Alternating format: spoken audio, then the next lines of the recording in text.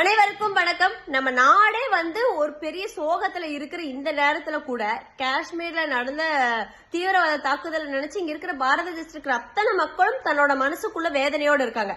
ஆனா இந்த தாக்குதலை கூட வச்சு ஒரு பிளவுவாத அரசியல பண்ண முடியும் அப்படிங்கிற ஒரு சிந்தனையில இருக்கிறவங்க திராவிட மாடலை சார்ந்த நபர்கள். முக்கியமா சொல்லணும்னா அதுல டாக்டர் சுந்தரவல்லி அவர்களோட தன்னோட சமூக வலைதளங்களை போடுற பதிவுகள் எல்லாம் பார்க்கும்போது இப்படியெல்லாம் கூட ஒரு கலவரத்தை உருவாக்க முடியுமா, இப்படியும் யோசிச்சு பதிவிட முடியுமா அப்படிங்கிற மாதிரியான நிறைய பதிவுகள் தொடர்ந்து போட்டு வராங்க. ஏன்னா அவங்க சொன்ன விஷயங்கள் அவங்க சுட்டு கொண்டவங்க உள்ளாடையை கழட்டி பார்த்து சுற்று கொன்றவர்கள் ராணுவ உடையில் இருந்தாங்க. ராணுவத்தினர் இதை செஞ்சுட்டு இதை அங்கிருந்து இஸ்லாமியர்கள் மேல பழிய போடுறாங்க அப்படிங்கிற மாதிரி போட்டிருந்தாங்க.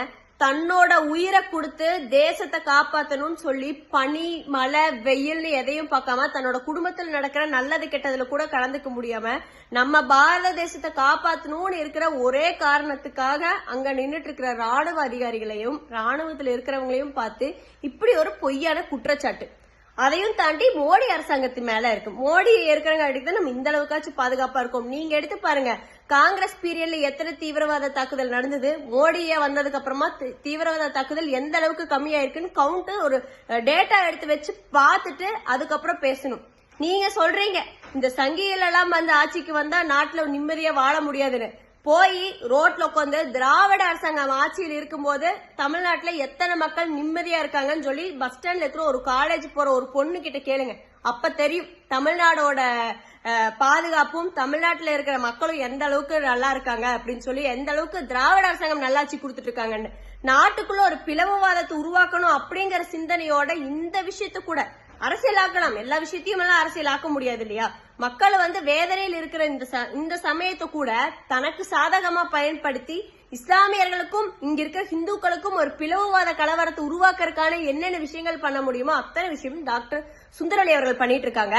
கருத்து சுதந்திரம் எல்லா இடத்துலயும் இருக்கு.